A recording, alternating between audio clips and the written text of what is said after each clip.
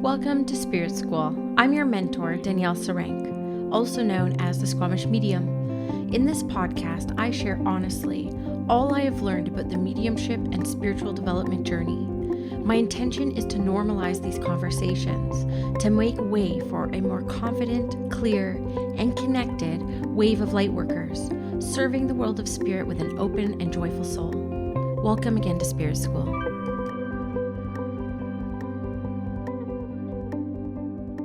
Hello everyone and welcome back to Spirit School. I am so excited to be here with you on this solo episode. I've had so many emails come through and different questions that come up in my community, the initiation circle. And so I wanted to just spend this time with you answering some of the questions that I have been receiving. And I did put it out to my Instagram as well to see, do you guys have any questions you want me to answer on the podcast? I think I've only ever done one Q&A before. And so I did receive 3 questions through Instagram as well that I'm going to answer. And yeah, I hope that you guys learned something cool from it. I know that within the initiation program and the initiation circle, the coaching calls are really impactful for people. And it's usually the resource I send people to first because you could just learn so much from them. So hopefully you learned something new today. Also, just know that the things that I share are based off of my experience and my experience alone. So is it the finite, definitive answer to all that is? Absolutely not. I would never be as arrogant to believe anything like that. But what I do pride myself in teaching is just what I have experienced myself. So nothing I speak is regurgitated from books I've read or even from other teachers. All I can speak about is what I have personally experienced. So just wanted to premise with that and hope that my beliefs don't challenge yours because that is not what I do this work for. But also just know that I was talking to the initiation circle members this morning about it in our coaching call. And I just said, I never want you to take my word as the absolute truth as well. I want you to be very discerning for yourself.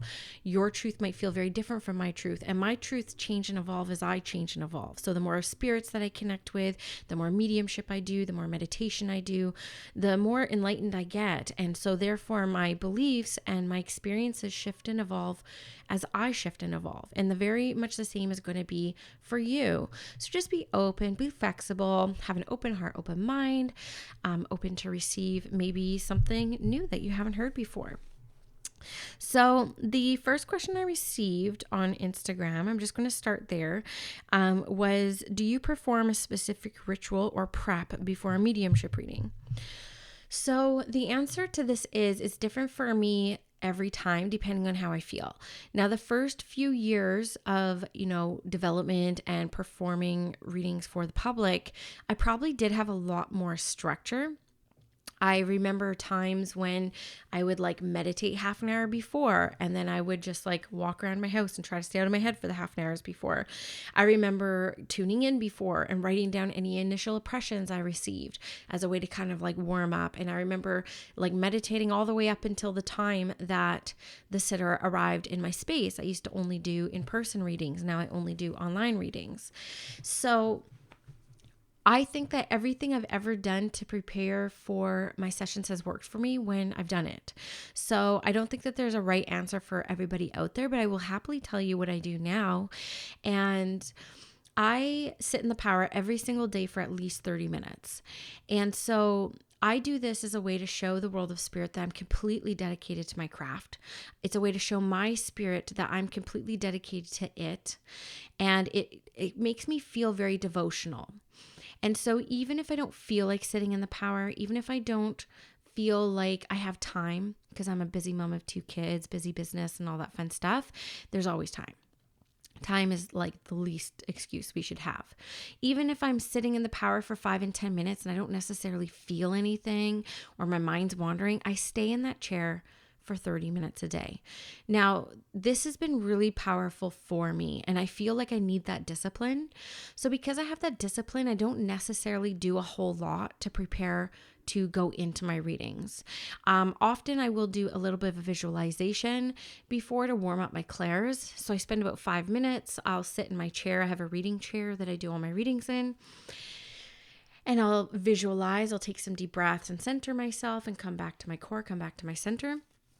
And I will envision myself standing up in my chair, walking around my room, picking up things, smelling things, feeling the textures on my hands, listening for the far off sounds outside my room, really feeling the temperature changes as I walk from outside my bedroom out into the hallway, walking down my stairs, feeling the banister along my fingers, noticing outside it's sunny and I can start to feel the warmth as I make my way to the front door and I open up the door and I twist the doorknob and I step outside, feeling that atmospherical shift as well.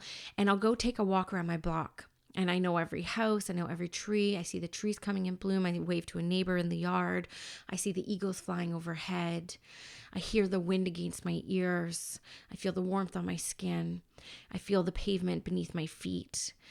And I will literally take a walk around my block and then come back to my chair. And then if I have some time before my reading, I may dance, I may listen to music, I may hop on Instagram Live and pull some cards. Basically, I try to just stay out of my head. I try not to make presumptions or set expectations. I do set an intention, which is always to serve spirit. So my intention is to bring through information that serves the world of spirit and serves the spirit who has chosen to work with me today. I may have an extra intention if I'm working on something very specific, like if I'm wanting to practice names. I don't typically use my professional readings as a practice playground. I hire mentors. I take workshops and group events as a space to practice in. So I don't typically use my professional readings as that playground. So if I'm doing a practice reading, I'll definitely set an intention. Okay, I really want to work on feeling you today, or I really want to work on hearing you today. I may set that extra intention. But typically my intention in professional atmosphere is just to meet the need of the soul. And of course, I mean the soul who has employed me and the souls on the other side. So that's kind of what I do. It's really easy. I try not to have too many hangups around my prep. I try to just focus on having fun, and I try to focus on just not calming my nervous system. Like, I don't really think meditating before a reading is awesome because I want to be kind of like activated. I don't want to be like super calm, but I will say that I do like being calm during a reading. I don't like being super expressive anymore. I really do like being calm, but I can be calm and not have to meditate before as well. So hopefully this helps. All I tell people is who are interested in prep work, pay attention to how you're prepping. Pay attention to the quality of the reading, the quality of the connection, and then look backwards and reverse engineer. How did I prep today? Ooh, I want to try that again and see if I get that same kind of connection. So it's going to be a little bit of trial and error for you on finding what works best for you. But that's kind of what I do now. Okay, I got another question through my Instagram Live today where people asked me if I recommended any crystals. Now, I love crystals. I have thousands of crystals. Literally, I have moon shelves all over my house that are jam-packed with crystals. I have these beautiful gold and glass boxes all throughout my room that are jam-packed with crystals. But I don't know, and people who are into crystal healing may speak to this a little bit better. For me, they're pretty to look at. I can't say I've ever had any kind of super profound experience with crystals. I will say that I love Hermit diamond. I really enjoy the clarity of a Hermit diamond. I will say that I really had a magical experience with indicolite, which is blue tourmaline. It's hard to find. It's quite expensive. I shared that on the Instagram Live today. So if you go to my IGTV from April 14th, you can go and I share my story about pendulum work and using your body as a human pendulum, which actually comes up in a few seconds here, a question that I received around that. So I do absolutely love purple. So of course I love amethyst and I love fluorites. I love pyrite. I swear I had some crazy manifestation with pyrite, which is fool's gold. It's like a gold crystal. I saw someone that looked like they had a pyrite candle holder and I really wanted it. I'm like, please tell me that's pyrite and how I can get it. But it wasn't pyrite. It was something else. I do believe that clear quartz is an amplifier. I do think clear quartz is beautiful because you can charge it. You can set your intention into it. So when I used to do new moon circles, I would always bring clear quartz in and give it to everybody and say, just use this crystal, set your intention into it. I would get the sisters to trade crystals so that they understood that they were carrying another woman's dreams in their property. So to put them on their altar and really have reverence to this. And I believe in that so much because we even put clear quartz in like stereo systems, right? In computers, like they're an amplifier of energy. So I think the shadow quality of having a clear quartz crystal is if you're working with clear quartz and your energy is not that great, it's just going to amplify that, right? I did actually just order my first malachite crystal. Right? Moldavite. So of course I'm on TikTok now. I don't even look at my TikTok page. I'm not really doing anything with it, but I love watching TikToks and people are just so dang creative. I mostly post about my dog, but it is under Squamish Medium. And like the internet is just going crazy about Moldavite. And so because I've very rarely had powerful experiences with crystals, I've been like a little bit skeptical of it, but I definitely want to check Moldavite out because I'm at a huge transition point in my life and in my career right now, and it's been like, you know, kind of like this blend of like dark night of the soul / like beautiful clarity for the past 8 months. And so I really want to use Moldavite to see if I can just like break through this dark night of the soul that I feel like I've been ebbing and flowing out of since I lost my kitty cat last year. And so I'm going to try Moldavite. I'll check back with you. I'll let you know how it goes. I think I said malachite on my live. So do I recommend any? You know what I do recommend, if you can, where you are, going to a crystal shop and just holding them and see if you feel expansive or contracted in holding it. But I will say I have, like, I'm looking around my room right now, I have thousands of crystals everywhere. I love them. I think they're beautiful. So again, I'll just leave it there. How about that? I'll just leave it there. Okay, so another question that came through is, how do you balance being a mom and a medium? I struggle at times. Sorry, I feel like I'm losing my voice. Well, the truth is, my kids are in school right now. And, you know, I only work during school hours. So very rarely will I have classes on weekends. For the initiation circle, I do try to do something on weekends for the 9-to-5ers, but they're not very well attended. So I'm probably going to stop doing those as well. So I do actually do my mediumship during my kids' school hours. Now they're at that age. Keep in mind though, when I was first developing, it was after my daughter was born. So I had a brand new baby at home, and then I had a second baby. So I had 2 babies at home and a husband who was very bitter that I had a passion and very skeptical of what I even do and what I care about. So it was like a big struggle, will not lie. But I am so passionate about the mediumship path. It's just such a priority for me. It's as much of a priority as my kids are. So I just make space for it. So if I sign up for a class, luckily most classes I sign up for are during weekdays too, during school hours. So that's very helpful for me now. But last year when we were in lockdown, I basically quit my corporate job. And then I had full books for like 4 months of readings and mentorship sessions.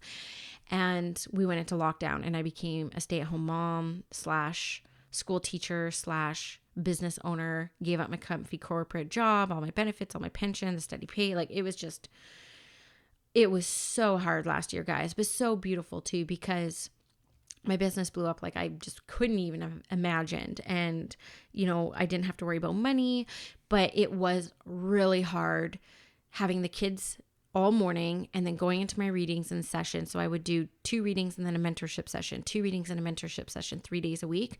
And I had the kids 24/7 at home. Playgrounds weren't even open. All the playgrounds were roped off. That will go down as probably the most hard times of my life, to be honest with you. But I am spoiled because I do have my parents living with me downstairs. So though my parents are not people who like want to watch my kids all the time, when I was doing my sessions, and only when I was doing my sessions, would my mom come up and help watch the kids. So it was hard for everyone. So for me, I would have like a lot of time to like prepare, to ground, to like contemplate, to meditate. I had none of that for 6 months. And so it was really hard. So what I had to do was I actually had to exercise every single day. And I mean sweat. I had to build up my energy. And I know through just my past, I was very athletic before. I am not athletic anymore, by the way. Though I do think I'm a natural athlete, but I am not athletic anymore. And so I devoted as much time to my body as I did my energy and my practice and my kids. So I would like wake up at 8. Sorry, I would wake up at 6 with the kids. My husband would be off to work at 8. His work never closed down during the pandemic. Still to this day, they're completely open. And I would do a workout for an hour, and then I would go shower, and then I would like hang out with the kids. We would attempt to do schoolwork, but I just basically had to forego that. She was in grade 1, so I was like, she's going to catch up. It's all good. And then I would go into my readings and my mentorship sessions, and I would come out and I would eat healthy, get the kids out for a walk.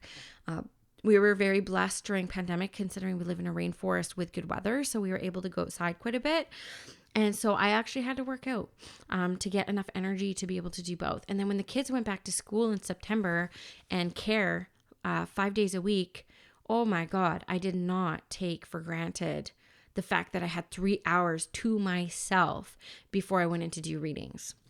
So that's a little bit of it. But I also think something that you can do, which it's hard for someone like me who's very busy, go, and like intentionally busy.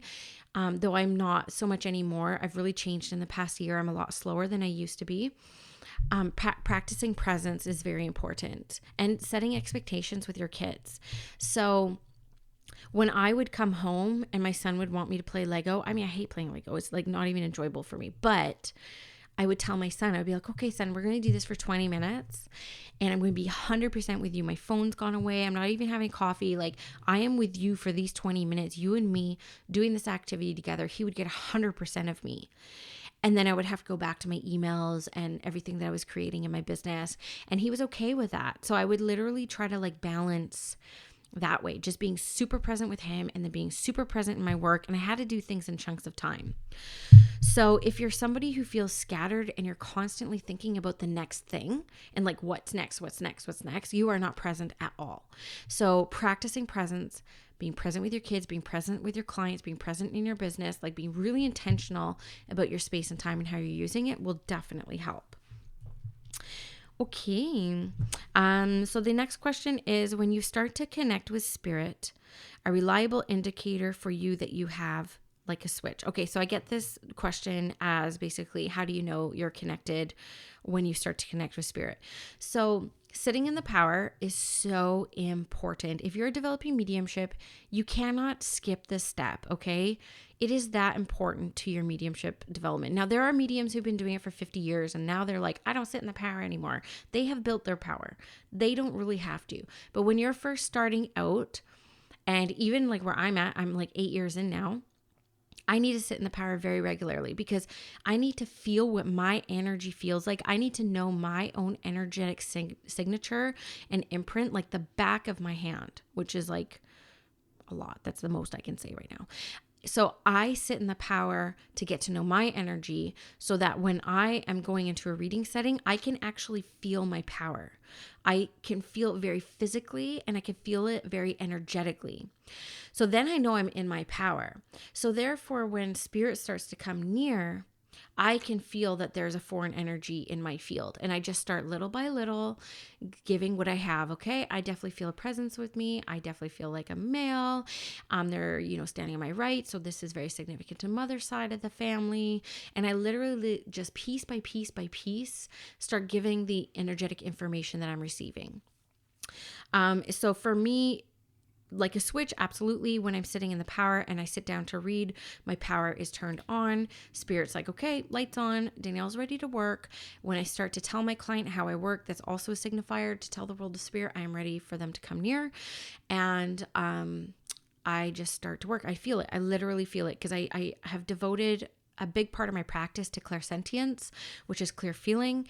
And the old mediumship way, like the old spiritualist way of developing, is like you need to develop your clairsentience before you develop anything else so that you can feel the presence of spirit.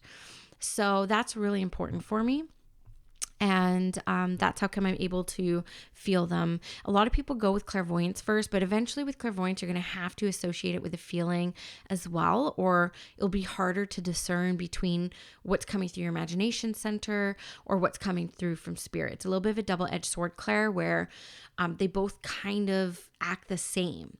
So if I receive a visual, I tap into the feeling. How do I feel about this visual? And so I'm usually using clairsentience with everything anyways. So I've just been very intentional about developing it out. And sitting in the power is a great way. So when you're sitting in the power and moving your light outwards, you might very well start to feel tingles on the side of your face. You may start to feel like a lightness. You may start to feel your heart quicken. Now, one of my teacher phrases it like this is not the destination. You don't just stop there because you start to feel the shivers. You need to move beyond that and go deeper. And so, yeah, that's kind of how I feel it. And I feel my heart quicken. And they actually, because I work in my clairsentience, I start to feel their personalities. I start to feel their mannerisms. I start to feel even maybe how they passed. So they start to impress upon me very physically different sensations that are very foreign to mine. And I only know that because I know my energy so dang well, because I sit in the power through devotion. So hopefully that helps you answer it. And I still have times though, especially lately, this is clearly a theme that Spirit's helping me work through in my readings, is it started happening again where they would come through 10 at a time. Literally I would have so many spirits around me, and now I'm far enough along in my development journey. I know how to discern the difference between the different spirits, but for some reason this has come back, and I feel like it's because they're trying to prepare me for more public work. Public work is not something that I ever thought I would do. I did demonstrations in person before the pandemic, and I mean 2 minutes before the pandemic. And I really did enjoy those experiences, and I haven't felt called to do them online, but I do keep having dreams about it. And I do feel like Spirit's trying to prepare me for that. I like one-on-one readings myself. They're so intimate and they're just so transformational. And then with the public work, you can't really say all the things that come through in a private reading. And so I'm like, oh, I got a big mouth. How am I going to navigate this? So I feel like Spirit is bringing this back to my awareness, something that I need to further develop on at this point in time, because I'm going to be doing larger group events and public work eventually. And I feel like it's going to be very soon. So I think that they're bringing this kind of back to me, where I'm relaying information in my practice readings, and they're like, oh, this actually sounds like 5 people. And the other day I was doing a practice reading in front of my mentor being observed, and I brought through some pretty specific things, and she was still torn between 2. She had 50 dead people on the other side. She's like, I'm still torn between 2. So I had to go to Spirit and just say, I need the next thing to be the thing that separates these 2 energies, because they felt very similar to me. It turned out they were very, very similar. And they brought through something very specific that definitely nailed down to one of them. Again, I consider my readings to be very private, so I don't share a lot of details on them. Though I will say, I have started recording readings to put onto the podcast. That's going to be kind of the next version of my podcast, probably this summer. So I'm starting to do readings and recording them solely for the intention of publishing them on the podcast as a teaching tool, not a promotion tool. That's what I always felt really icky about doing readings on air. It's well, I don't really want it to be this, I'm so great, or, even I'm so not great. It's always been kind of the sticking point for me, because who likes to be judged like that, right? But when it got down to it with Spirit, it's I want to teach. That's my passion, is teaching and mentoring and, building the next wave of confident light workers. And so they've been really inspiring me lately, and I've already started doing it, finding people on my wait list, finding people who are regularly communicating with me in my DMs, fans, kind of the people who are always communicating with me. I've been reaching out to them saying, hey, do you want to participate in this podcast project I'm going to be publishing some readings, just 20-minute connections as a teaching tool. So I can tell people how I prepared, the things that were going on in my mind, why I didn't get that and I got this, and how that kind of came to me. I want it to be a really big teaching tool, because that's my passion, is teaching. So I'm starting to do that now, and I intend on rolling that out in the summer.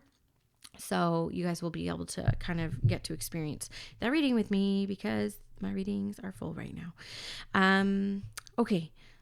I can't remember where I was after I went on that tangent, but, anyways, so the next question I got from somebody on Instagram was, if you could go back and do one thing differently in your development, what would it be? Yeah, so this is kind of easy for me. If I were to do my development all over again, I would have asked a very different set of questions around Do you get scared? Do you feel nervous before readings? I never had any teachers that talked about that side of mediumship, so I never felt ready because I was like, well, they're so confident and they just seem like they know what they're doing. There was just nobody really talking about, not feeling good enough, when to know when it's ready. And so one of my big regrets around those first few years was staying scared for like way too long. So I actually didn't come out and do professional readings for almost 4 years of development. And though I wouldn't change anything about my path per se, because I think the way that everything unfolded is exactly how it's meant to, and it's beautiful, I definitely feel that I was a chicken shit for quite a long time. And yes, it was my way of being that kept me in this kind of like stage of fright, stage fright, and just being scared. But I also didn't seem to attract teachers at that time that really kind of talked about that side of it. And granted, I didn't even know I could ask. So I didn't even ask because I was like, just assumed that no one else had these kind of fears, and none of the other students were talking about it. And keep in mind, back in 2013, I definitely was not aware of things being online. I didn't know that there was communities to this. And so I felt pretty isolated. So I wish I made some more connections. I wish I would have found my courage to just come out a lot sooner, because I realized that fear like never goes away, and it's just something that you end up navigating through. So I wish that I just found my courage a little bit sooner. Like, I feel like after 2 years, I was kind of ready to come out, but for some reason, I just didn't feel like I was good enough. And I also had a mentor that you are not allowed to study under anyone else or take any other classes if you were working with her. So I actually didn't know anything else that was really out there. I was not into the podcast world at that time. She did bring in like Tony and Mavis, who were her mentors. So we were able to take workshops with them, but they were co-created with her. It was a bit controlling, to be honest with you. But I just kind of wish I stood a little bit more in my power, understood about power a little bit. And I definitely wish I came out almost 2 years sooner than not. And that's how come I'm so passionate about this podcast. And that's why I'm so passionate about the way that I teach and mentors, because I now understand that what I experienced was completely normal, and everybody does experience it, even though they may not speak about it. And that's why I'm just so passionate about being really real with you guys. And that was actually the reason why I started the podcast, as you know, is because I was wanting to find something and create something that I wish I had in those early years. So I continue to talk to you guys about a lot of the fears that I went through and still continue to go through. Again, I don't think a lot of the concerns we have necessarily go away, but I do think that we build assurance and we build resilience to the fears that we've lived with. And I just did an Instagram post on this. My fear around mediumship was not actually my fear around mediumship. It was a fear that I've been carrying within myself for a very long time, and it had nothing to do with mediumship. It just acted out in my mediumship. So it was a big healing journey. Everything worked out perfectly, but that's what I would do different. Okay, so what kind of sparked the inspiration for this episode in particular was really around this email that I received from somebody probably a month and a half ago at this time. Now, here's the thing. This email is dense. Like, it was like, when I put it into the characters here, I'll do the word count right now because I have it in front of me. So this might sound not so flowy these next few minutes, because you guys know what I'm like when I'm trying to read instead of just like roll with things. But it's over 4,000 words. And so I don't know if like English is the second language, and I'm sorry to offend if that is the case. I'm trying not to be offensive here, but I didn't understand everything that was in the email, which is why I haven't responded yet. But what I did gather from a few of the questions I really want to address at this time. Now, the first one was working with a pendulum. She talks about, I cleansed it. I asked Archangel Michael to protect it. I asked them to show me yes or no. So basically she calibrated it, and it was wrong. The thing that said yes, it ended up being a no. Like, there wasn't any kind of clarity there. So I did a whole Instagram live on this today. So if you go to my Instagram IGTV, look up April 14th. It's actually called Using Your Body as a Human Pendulum. I talk about this a lot more in depth, but I will say that I am very skeptical of pendulums working for us because we have so much skin in the game. We have desires, we have ego, we have like needs. Like if I'm going to like hold it up and be like, will I get $1 million this year? Like it's probably going to say yes, not because it's going to happen, because I actually believe I could, right? And I have a desire, and I'm just using money as like an example, right? Or, will this reading be amazing? Like I'm focusing so much on the fear of no, like I'm actually getting like a no. Like I just think that our energy kind of like influences the pendulum. And can we be super detached from the outcome of what we're desiring to seek a yes and no answer from? The likelihood is pretty low. So I do believe in pendulums. I am saying that. I had a beautiful first experience with a pendulum that was so powerful, and I share that on this IGTV. So if you're interested in hearing it, go check out the IGTV Squamish Medium on Instagram. But we have desires. We're human. Sometimes we can't get out of the way. So sometimes I believe that the pendulum is swayed by our desires. Or our fears. So one of the clearest ways that I say to get a message from a pendulum, and I do this with my assistant, Danielle, I'll just message her and be like, hey, Danielle, grab your pendulum. Just give me a yes or a no. And then she'll give me a yes or a no. And I'll likely trust that answer more than me. But I did have on the Instagram live today, somebody say like, I get the super clear answers when I communicate with Archangel Michael. Now, here's the thing. That is great. And I totally believe you. Like I would never not believe somebody who says that. I always give people the benefit of the doubt. But here's the truth for me. I wouldn't even think of connecting with somebody in spirit through a pendulum. I truly wouldn't, because the way that I was taught as a medium is that I am the only tool you need. So I hear people saying that they have accurate communication through a pendulum, connecting with like Archangel Michael or departed loved ones. Okay, like I don't know how they can really give you evidence around that. I don't know. Perfectly fine, but I wouldn't use this tool to communicate with my grandmother or et cetera, et cetera. I would just basically open up my energy and receive her and trust the telepathic stuff that's kind of coming through, or the clairsentient information that's coming through. That's how I'm used to communicating with spirit. So I don't use a pendulum for that. Now, I do believe that when we are swaying the pendulum, in a lot of ways, I believe it's muscle testing. But I will say, like, the first time I held up a pendulum, Spirit told me to take off my necklace. It was like year 1 of development. And this thing spun so hard, so wide, so fast. It was up on its side. And that wasn't me moving it. So I do believe that the pendulum will move based off of energy. Like right now I'm holding up my pendulum and it's spinning maybe about 4 inches in a circle diameter.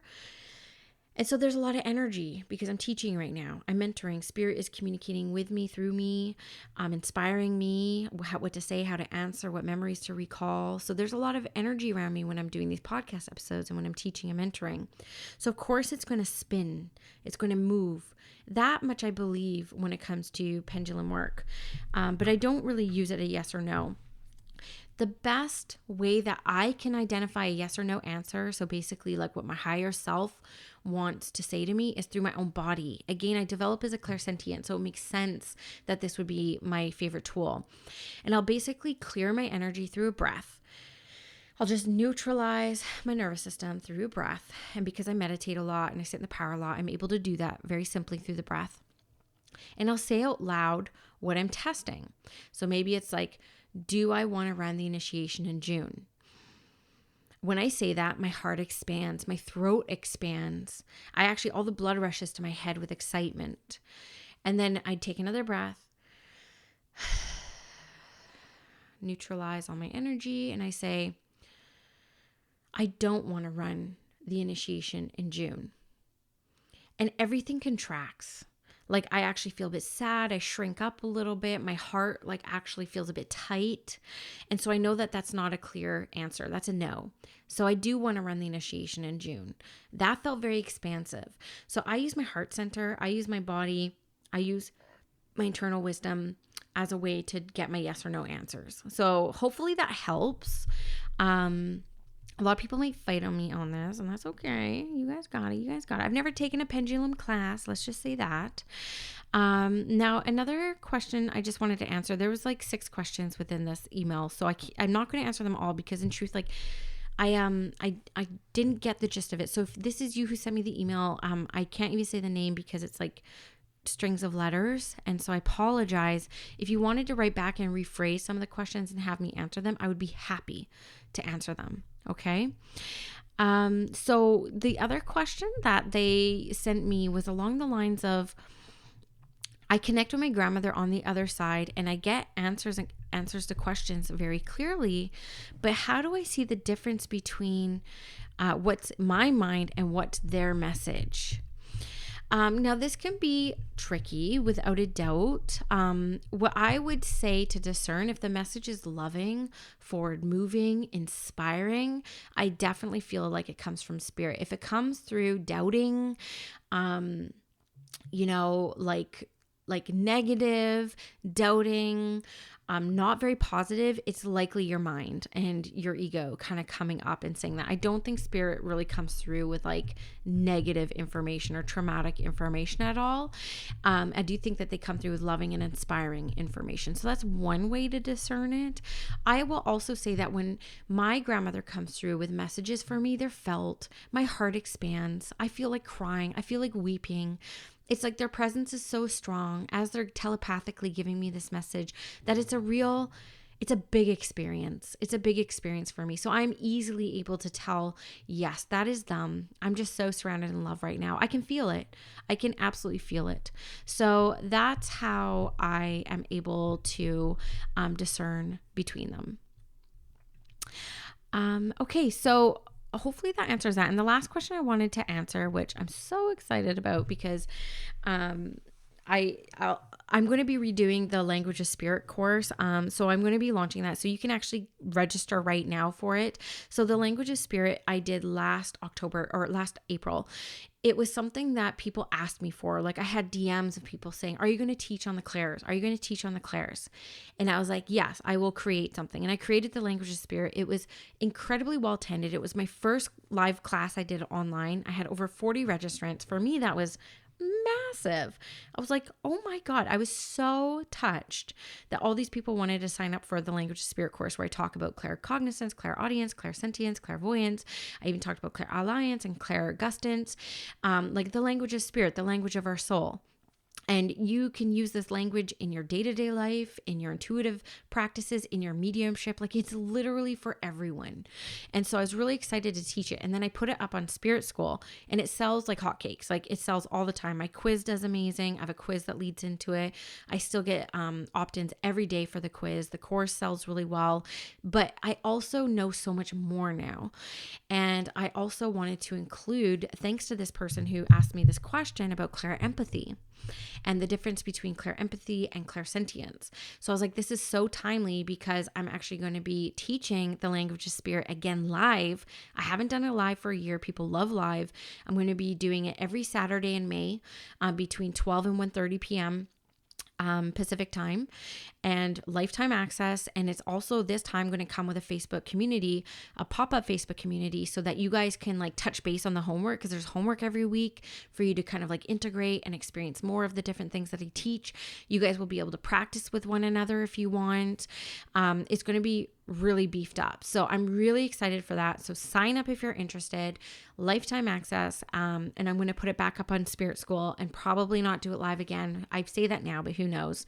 And then that will be the new Language of Spirit course. Because again, my branding's different. I know so much more about teaching now, so many more experiences to share. And then I also do want to include clairempathy within the course as well. So clairempathy is clear emotions, whereas clairsentience is clear feeling. Now, I will say that under the clairsentient umbrella, if we were to have clairsentient at the top and everything kind of falling underneath it, would be clairempathy, clairgustance, clairalliance, and even in some of the amazing teachers believe that claircognizance also falls under clairsentience. Now, I teach claircognizance as its own ability because I feel like I'm incredibly claircognizant as well. So I teach it as its own, and I actually teach it with clairsentience or alliance and clairgustance, tasting and smelling. And so clairempathy is actually clear emotions. It's empathetic abilities. It's a somatic experience. It's cellular. And so when I bring this to practicality, how I would teach it is, as an example, if I'm in a reading and all of a sudden this beautiful spirit comes near and they start giving me their personality and they make my left arm go numb because they had a stroke, and then they bring through this regret that they had because they didn't treat their person with all the love and, joy that they were worthy of and deserving of, that guilt, that regret is that clairempathy. That's the emotion that they bring me through with our loved one. It comes through a lot in my readings because I do work very clairsentiently, and clairempathy is a form of clairsentience. So that's how I kind of discern the two. Clairsentience is really kind of like physical. I can feel it. It's tangible. Clairempathy is around the emotions, around a communication. Hopefully that kind of helps clear it up. Now, it's different than empathetic abilities because some people who walk around truly empathetic, it's like this subconscious way of like picking up other people's like emotions, and they may feel like, why am I sad right now? Oh, I must be carrying someone else's stuff. If they're aware enough, they'll realize that it's not them. It's like they're carrying other people's stuff. But with clairempathy, it's more psychic. It's an extra sense. There's intentionality behind it to use. It's opening up to spirit, allowing spirit to communicate through you. And when you pick up emotional evidence, that's using the ability of clairempathy. But a lot of people just kind of put it under the umbrella of clairsentience, which is why it's like not a word that's out there a lot. But if you do Google it, I'm sure that there's tons of people who have written on it. So I will be including clairempathy as part of the new Language of Spirit course, which starts in May. It's going to be every Saturday in May, 12 to 1:30 Pacific time. So I'm really excited about that. So you have a little bit of time to register. It's going to be so much fun. So it's going to start May 8th. It's gonna be fun. So I'm excited for that. So these are the questions that I received. And I hope you enjoyed this episode. If you guys did, I'd be happy to do another Q&A. If you guys are interested in it, if you find it useful and helpful. And I hope you guys have a good one. We'll chat soon. I really hope you enjoyed this episode of Spirit School. If you did, please leave me a review and a rating wherever you're listening to this podcast. And if you do feel called to share this with your friends, thank you for tagging me on Instagram at Squamish Medium so I can also share. It really helps get the word out about the podcast. If you're interested in working with me in my one-on-one mentorship, a reading, or all the various programs that I run, you can go to squamishmedium.com or check me out on Instagram at Squamish Medium. The link in the bio has everything I am currently working on in service to the world of spirit. Have a great day, guys.